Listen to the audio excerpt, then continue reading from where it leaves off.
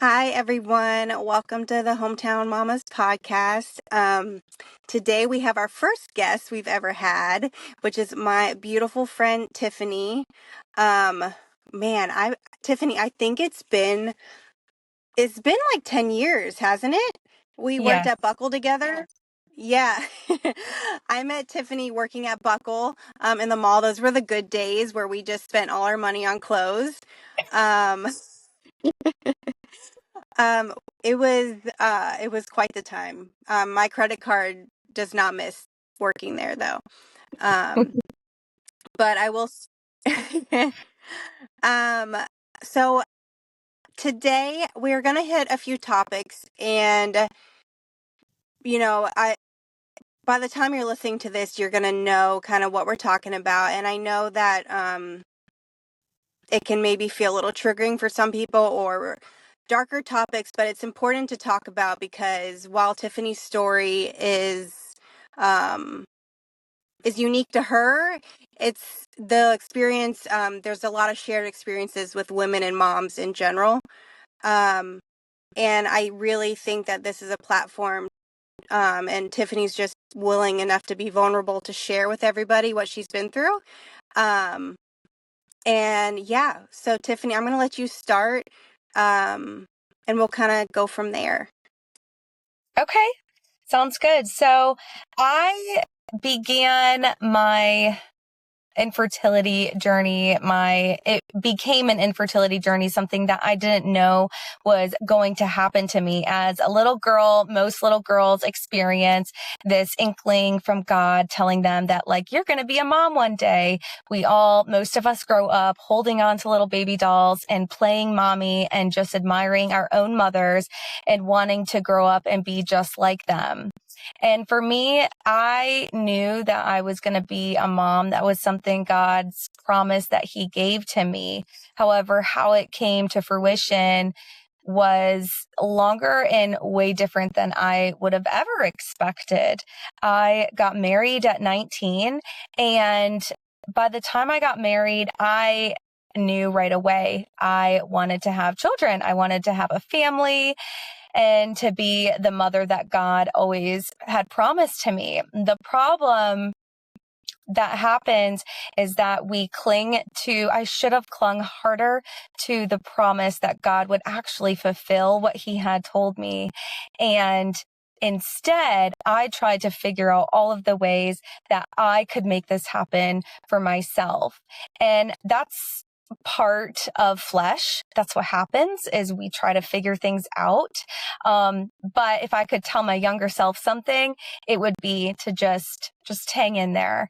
You don't know what it's going to look like. The journey is long, but it is prosperous, and the journey is what makes you you in the end and how it will help other people.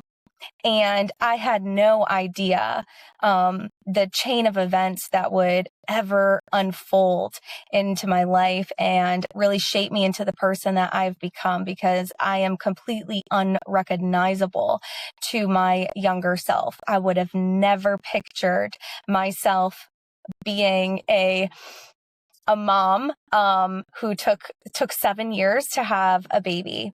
And so a little bit of into that when I was a newlywed. So of course, we started having fun with it, making it not all that complicated, but there becomes technicalities with it. And I actually never even cut my period until I was 18.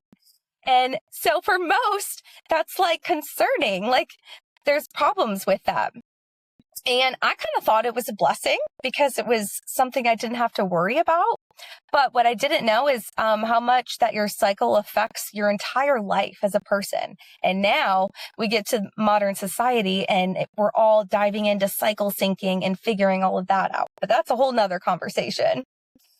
So infertility became very lonely because it was in the end, it was my first 9 losses until we had Max. And 9 losses took us 7 years to happen.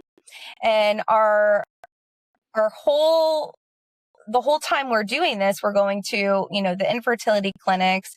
We're doing everything from Clomid to IUI transfers, considering possibilities of sperm donors. Is there anything wrong with my husband? There was nothing wrong with him. He has nothing wrong with him. And so then I was the guinea pig. And if you've ever experienced infertility, it can be essentially you feel like a guinea pig. You feel like a number lost in translation while doctors are trying to figure out. And you're just left with the only diagnosis that they can give you because they don't know is unexplained. Unexplained infertility. Well, that means nothing because it is nothing. And for doctors that go to school to figure this out, it just feels like you're forever on a wheel and you can't get off of it. And so I became very, very lonely. Yeah. I wanted to pause you for 1 second because Grace became pretty emotional. And I know it might be hard to see. And I know because I know you and I know how incredibly strong you are. And when I worked with you at Buckle, you were going through a lot of, I don't know a lot, but some of those losses, or at least the times of trying to get pregnant.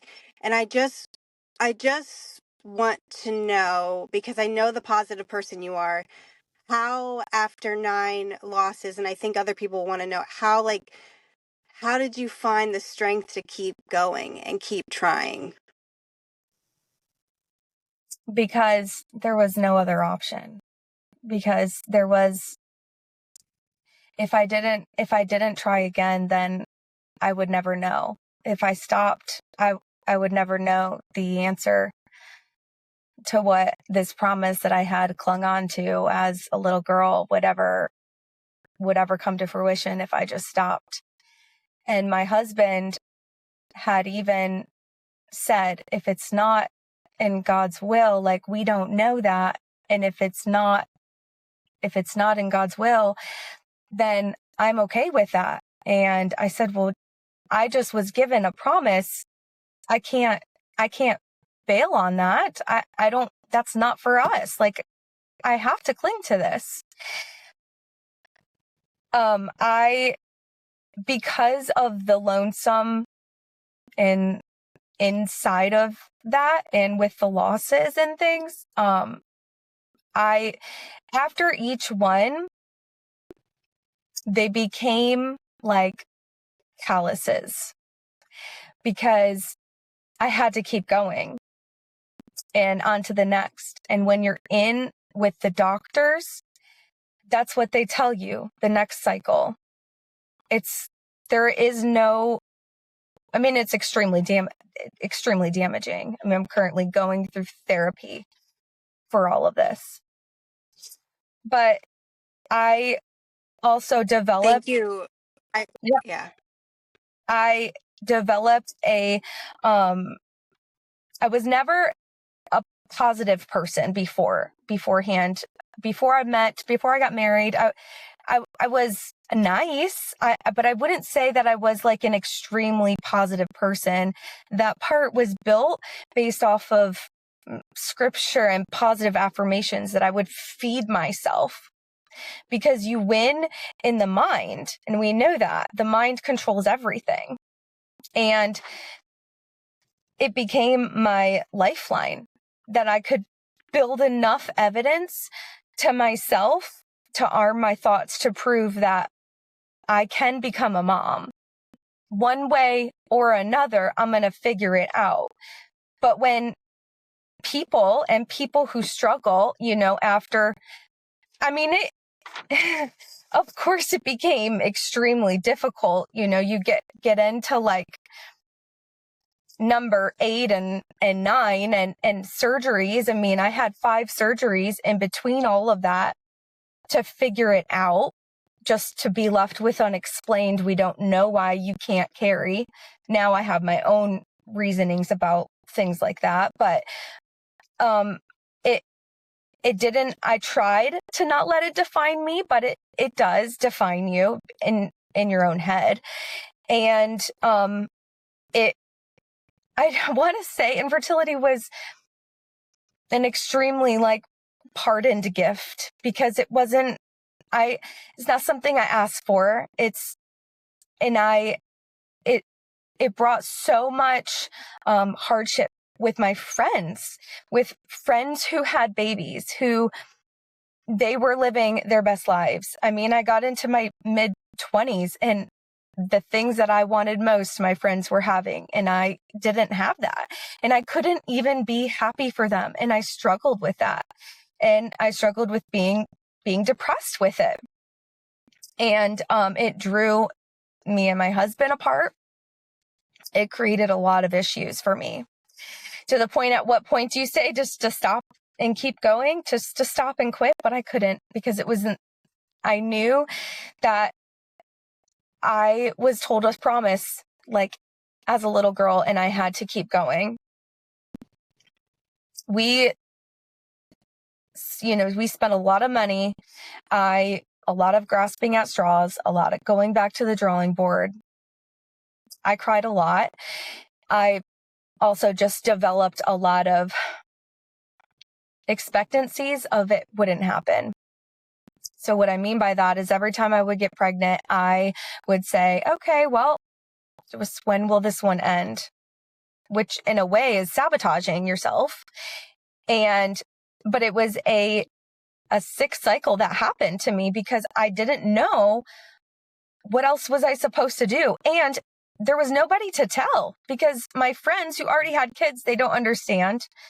At least in my mind, they didn't understand. My friends who didn't have kids, I mean, I literally, like, it developed in my mind that I was like buying stuff with each like pregnancy. I would buy stuff and store it away in a closet. And I probably had showed you, Sarah, at one point, anybody who come to my house, I had like this closet, and I would have like this baby bag of stuff. And I'm like, this is for, our future baby. I mean, it was just what was going to become. I don't believe in like manifesting as much, but I believe in like, this is going to happen. Somehow it's going to happen. We were going to foster to adopt, but my husband, didn't feel like that was in what we were supposed to do. And he wanted his own child.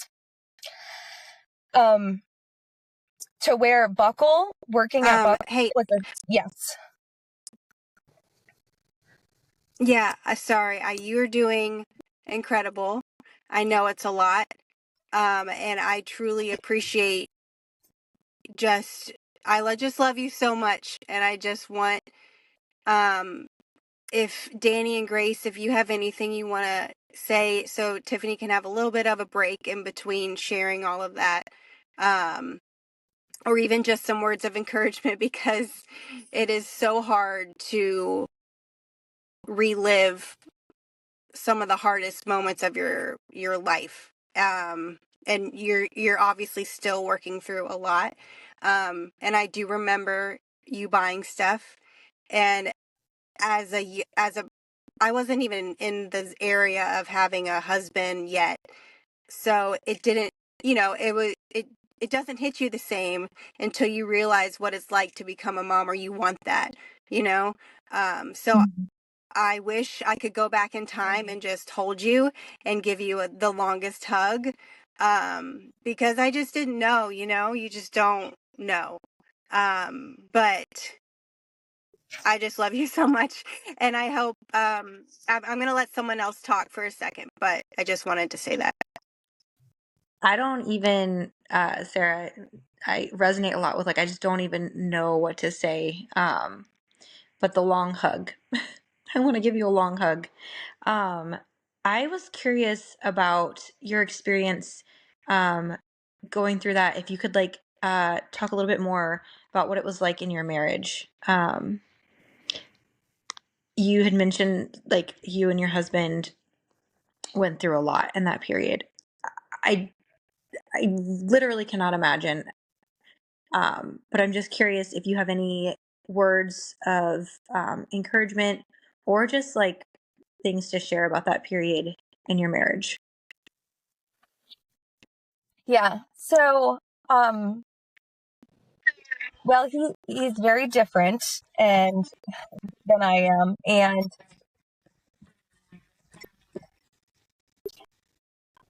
we basically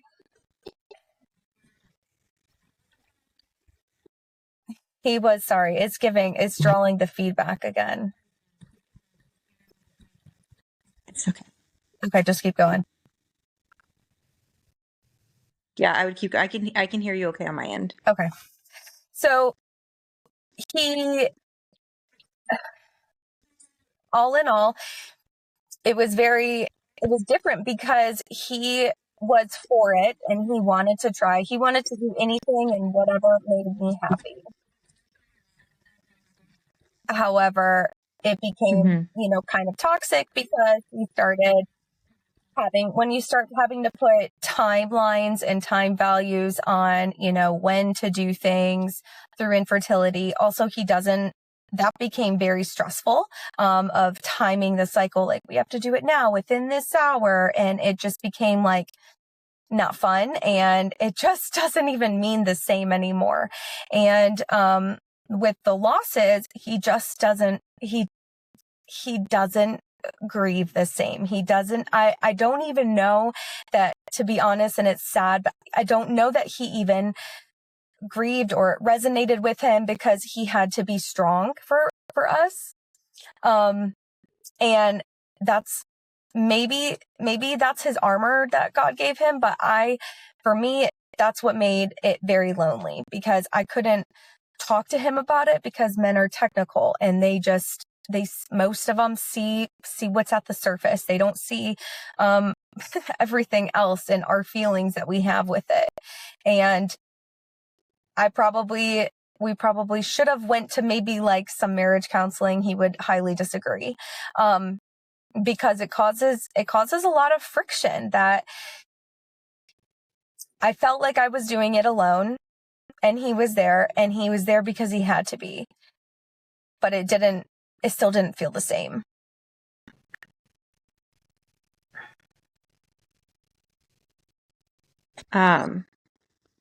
Yeah, when you said that men process things differently, and often are resistant to outside help in terms of like couples therapy and stuff, I do think that's very true and universal for a lot of men. I also just wanted to say that I was getting goosebumps you talking about this promise from the Lord and how you just like you listened and you heard him and you clung to that promise, and um you're just like so faithful to like, Lord, this is the vision you've given me for my life, and I'm ready for it and I'm going to see it through. And so I just want to say that was just a really beautiful part of your story. I really admire. Thank you. Danny, I completely agree. That was like something too, like I got shivers, Tiffany, when you were talking about that, because there is something about God's promise to us. Sorry, I'm gonna get emotional. Because when he tells us something and we listen and we know, even if that means we're staying patient in the meantime, he's gonna build our character along the way. And he's looking and he's watching and seeing what we're doing until he can, give us that promise to fulfill that. Just think of what you're doing right now, Tiffany. You would not be here right now talking about this if he had said, great, at 19 years old, here's your first baby, here's this. And this, this is just the beginning. I'm sure there are plenty of women that you have spoken to about your story, and just the words of encouragement and things like that along the way. Like, God uses us in so many different ways to help others. Like, our story is not just for us. It's not. Like, the more we talk, the more that we're vulnerable and share these things. Like, your grief is, you've experienced it. Like, don't get me wrong. Like, I can, like, I feel just a tad bit of what you've gone through. But that grief is shared among so many different moms, and to hear this, like, they're not alone. You're not alone, and you probably felt like that for a long time. And I wanted to ask you, when you were pregnant, um, I believe you have two children now, if Mm-hmm. if I'm correct. Did you feel like that every day? Like, when is the day I'm gonna lose them? With my firstborn, that's how I felt every day. I was like, when am I gonna lose them? When am I gonna lose them? Every day. It was so hard. So I can't imagine what you have gone through. But was that like that for you? I'm gonna pause myself now, but that was my question for you. Yes. It, yes, it was like that. With Max, it was like that, but I had a little bit of a different feeling, but I had never made it to the end before. So he was my first. So I was extra cautious, with most things. And once we made it through, then it was okay. And I could, feel that. And, Max was my 10th pregnancy. And one day I will explain everything, with Max, but I can't, for him. And I can transition this over to the next part with the infertility continuing. When I had Max was my first, so Max is 7 now. And I felt all of the things of motherhood. It was like glory. It was amazing. And I, was there for all of the first. I quit my job. I stayed at home and just praised the Lord with all of the things for him. And in the middle of that, I was diagnosed with endometriosis. I did have endometriosis and have surgeries for that. And so that ended up fixing that. I had a surgery after Max. And then should I pause?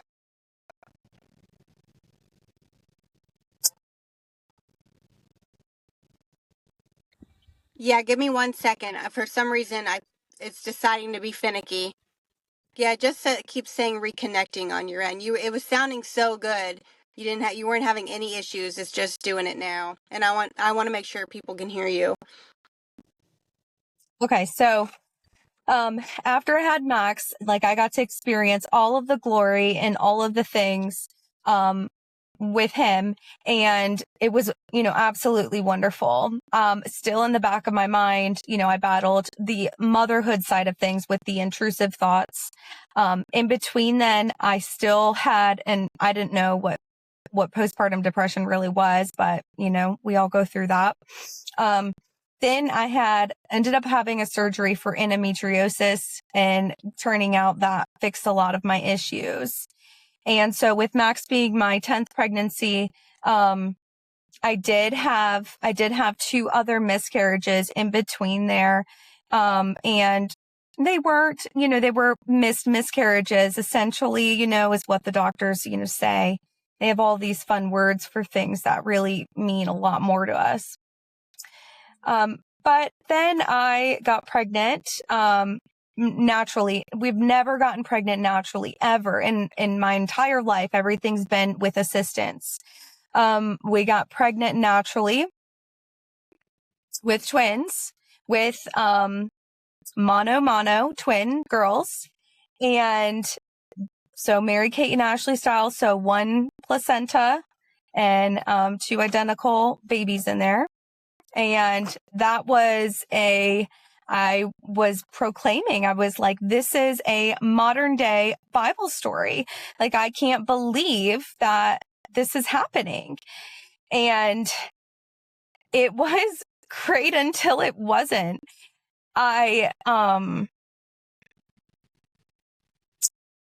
So we made it until 32 weeks and then lost Audrey.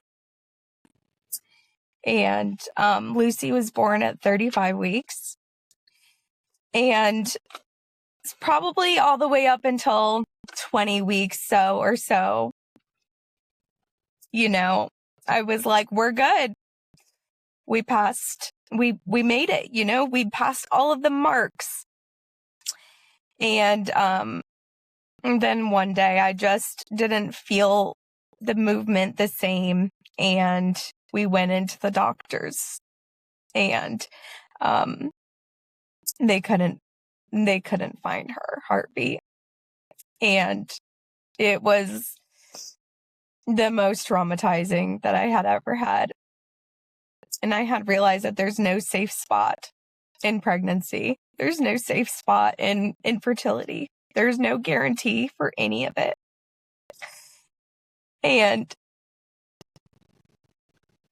But the words of others were great. They were encouraging.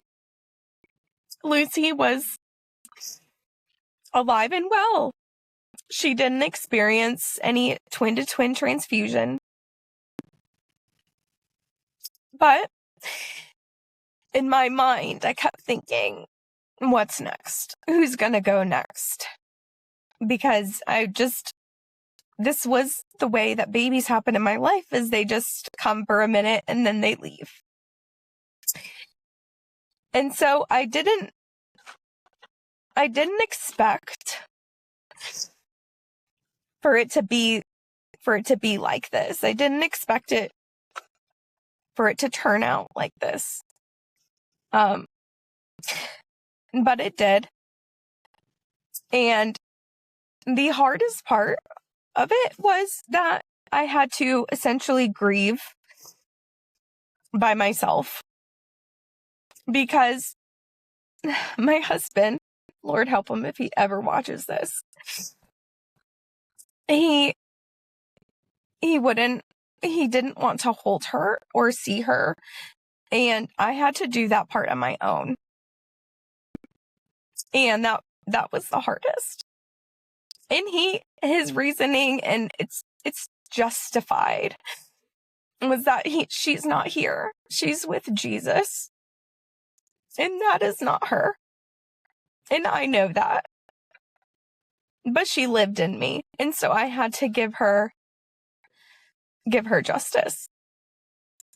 And we, after that, I battled extremely large amounts of postpartum that debilitated me. I didn't even want to be here. But I knew that God's promise and his plan is bigger than I can see through the clouds. And I recently just had started working through the grief cycle of her. Lucy's she's almost 5. And postpartum, it robbed me of my joy of being a mother during the whole newborn age and toddler. But the cool thing is that Lucy is special, and she has her name means light, and she's such a light.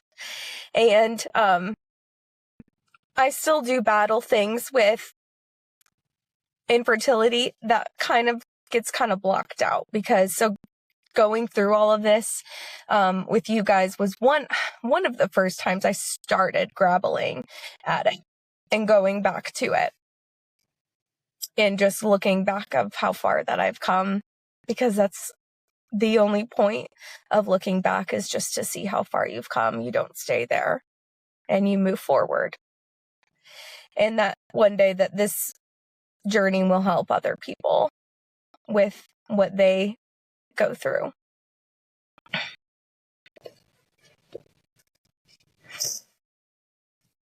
Tiffany, thank you.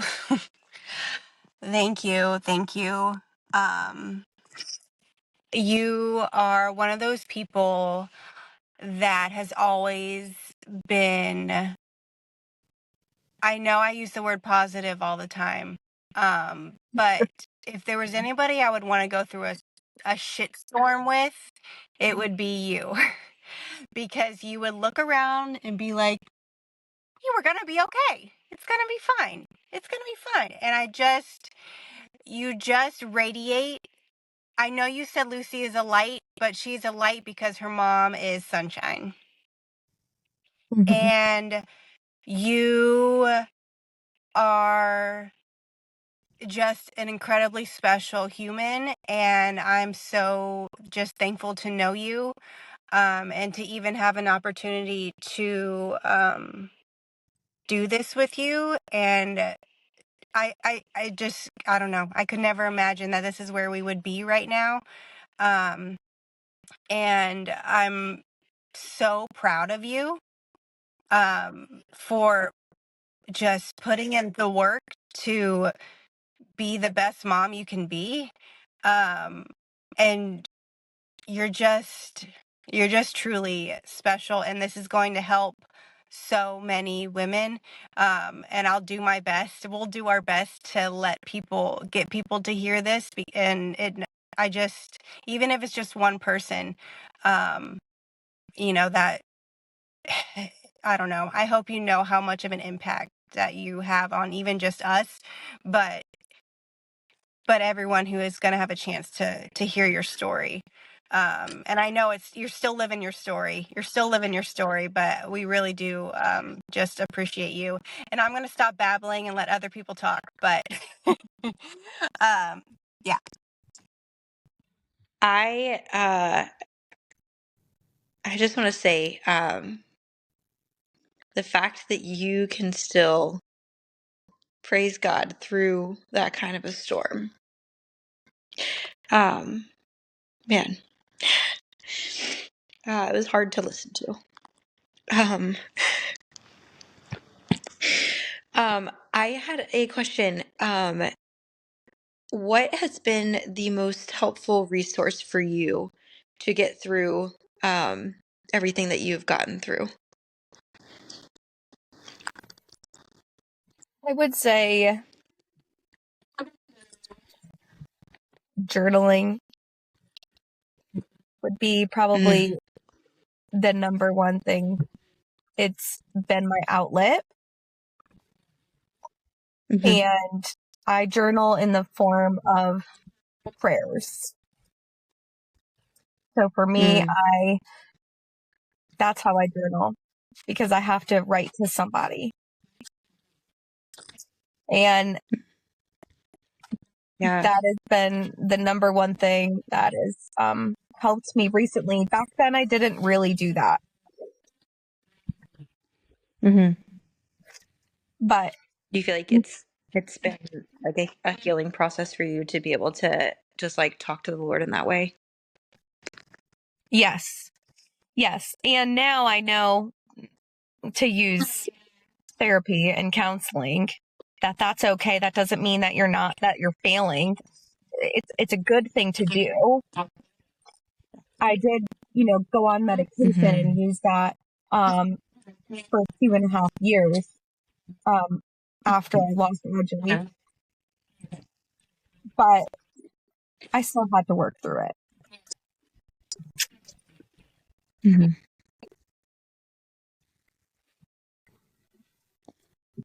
Grace, did you have anything that you wanted to share? I guess Sarah said I don't want to steal. Oh, this one's a little hard, but when I was pregnant with the twins, I have twins. They were die, so they were in separate sacks, and one's a boy, one's a girl. They're not identical. But I remember hitting certain milestones and thinking, thank God I made it this far. Thank God. And I remember every week in the last trimester telling my husband, if they were born this week, they'd have a whatever percent chance of surviving. And it was every day doing that. And I'm like, what am I doing? This is a very hard question, and I'm sorry, but they said, they couldn't find the heart rate. Did they have a better explanation than that? Like, I, I don't know about you. Like, I just would have been dumbfounded. Like, what do you mean you can't? What do you mean you can't find a heart rate? What? Like, how does this happen? Like, you know, did they tell you guys? Like, that's my question. I'm so sorry. I don't want to make you relive certain moments, but as a mom, like, I'm sure you had those questions that probably plagued you. You know what I mean? Mhm. Yeah. So it was probably a day or day and a half when I didn't feel the regular movements. And so when we went in for the ultrasound, when things are in the amniotic fluid, things happen fast, meaning decompositionally. And so when they went in to go, they went to Lucy first and then went over to Audrey and couldn't find her heartbeat. But because things happen fast, within 2 days, bodies start to like break down. And they could see that. And so until the end, after Lucy was born, there was no 100% definitive reasoning, except for when they did the biopsy of the placenta and the uterus, and there was a blood clot that went to Audrey. And normally when that happens, it's twin to twin transfusion, but it didn't happen that way for her for some reason. But I honestly, all the way until Lucy was born, I literally still thought she was alive, because you just can't, until she's out, how do you really know? Maybe she you don't really know. It's just not fair. And so I kind of held on to that, like they were gonna, and here's both of your babies alive and well for you. But it didn't happen that way. But in the back of my mind, I still did feel that way. Like, she's there. What do you mean? There's just no other way. But yeah.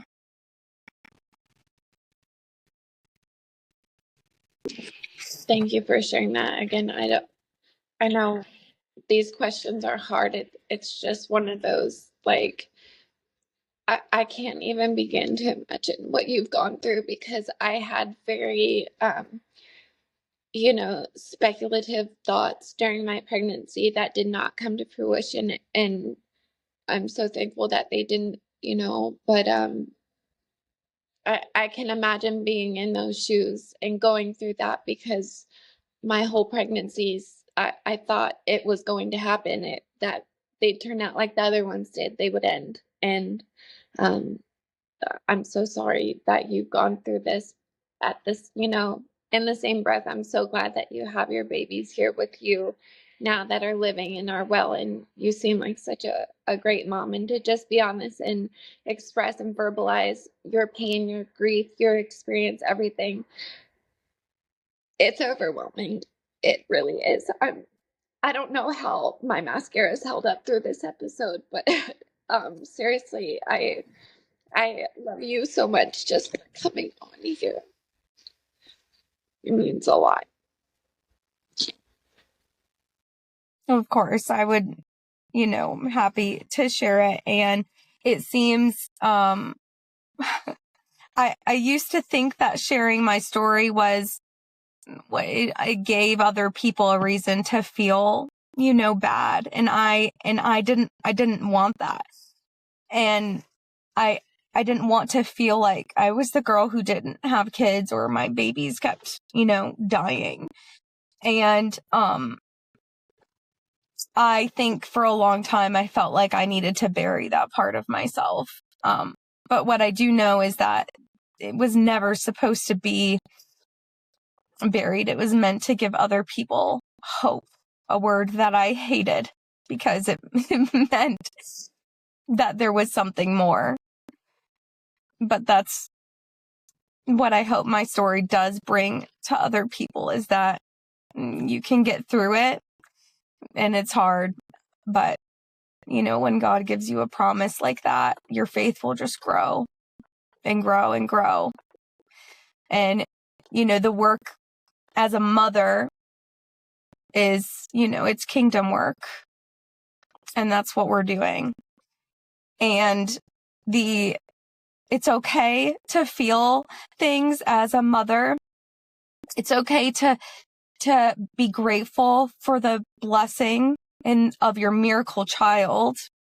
And it is also true to be okay with acknowledging the trial of motherhood, because it's hard.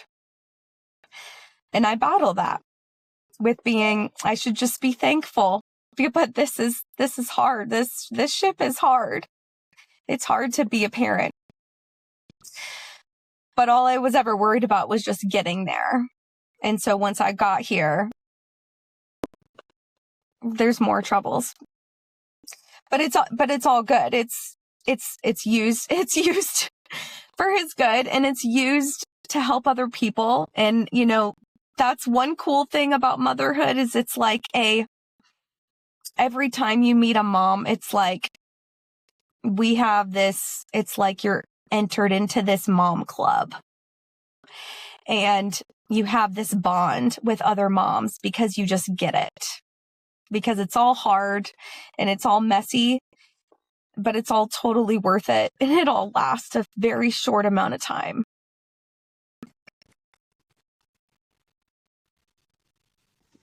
I completely agree. I think that motherhood is the epitome of like two things can be true at the same time in so many different ways. I mean, I feel like you have experienced that in just like a multitude of ways, obviously through grief and the joy of Lucy. I can't imagine how hard it was to live those two truths at the same time. But even in just raising and parenting your kids, there's so many complexities of, wow, you're the most miraculous thing that's ever happened to me. And in the same breath, some days I am spent and I just want to break from you. Um, so, anyways, that just really resonated with me.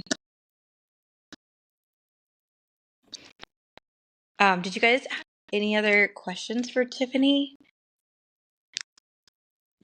Well, I want to say, I kind of want to shout you out, Tiff, because not only are you a mom, you are an amazing entrepreneur who has her own 2 businesses, I would say. You might have more than that now. But you've been doing your photography business, which I just think that everybody, if you want someone who just understands kids and somehow makes your cranky toddler happy or your newborn baby happy, Tiffany is the one to do that. I've already said she's a ray of sunshine, but I don't know. You're balancing being a mom, but you're also a badass businesswoman. And I think that's incredible. So yeah, I just want to shout you out with that, because you are really, really talented in so many areas. I have seen all the pictures that you've done for Sarah and her family, and they are truly gorgeous. Thank you.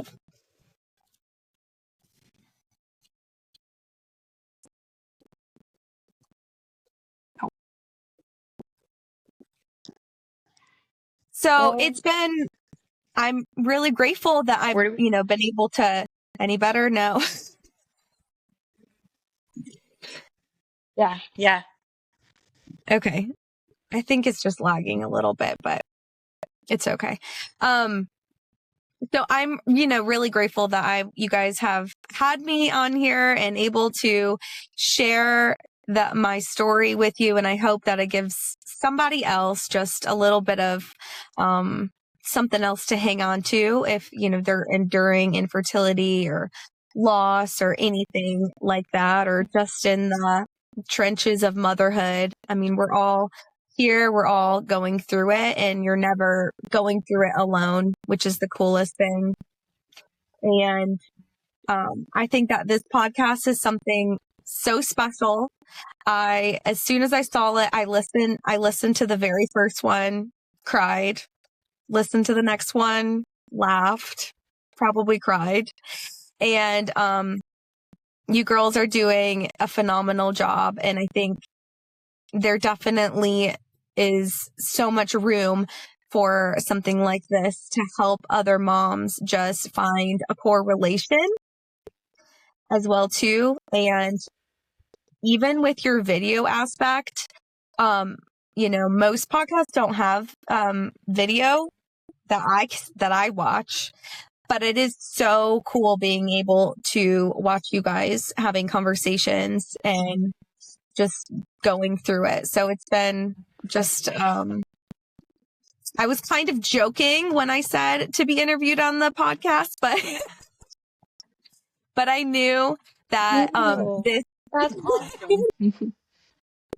this would totally be a help for somebody.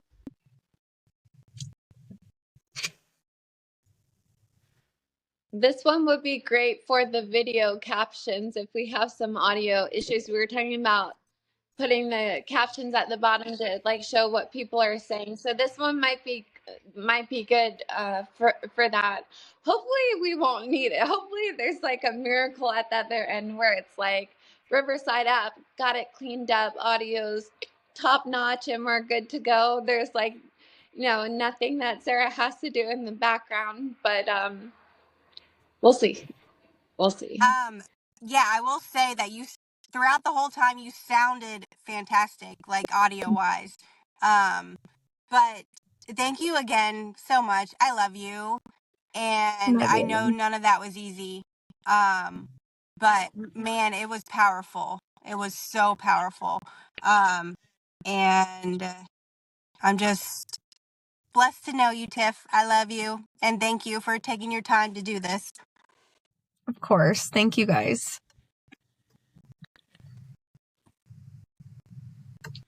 I just want to say, I don't know. I just am so genuinely like, when Sarah says you are sunshine, you are sunshine. For sure, Tiffany. I hope you know that about yourself. And also your story with your walk with the Lord, man, like laced into it, and the way that He has just been there and been a part of your story. It's just, yeah, it really, my heart. I don't know. I'm struggling with words right now, but I'm just trying to say that it's a really beautiful story, even through the really hard parts of it. Yeah. God smiles upon you, Tiffany. Thank you. There's always the but God, all of these things happen, but God. And I think faith is a test, and it comes and it wavers through many things. And I'm really grateful. Mm-hmm. I wouldn't trade my outcomes for anything, because He meant it to work it and to help others, and, to bring Him glory, and just to keep going with it. Mm-hmm. All right. Well, I will let everybody get back to their needy children whose husbands don't know what to do without us, probably. I can hear mine in the background right now. The baby's screaming. Well, thank you guys. Okay. All right. I love you guys. Thank you. Thank you, Tiffany. You're Bye. welcome. Bye. Thank you.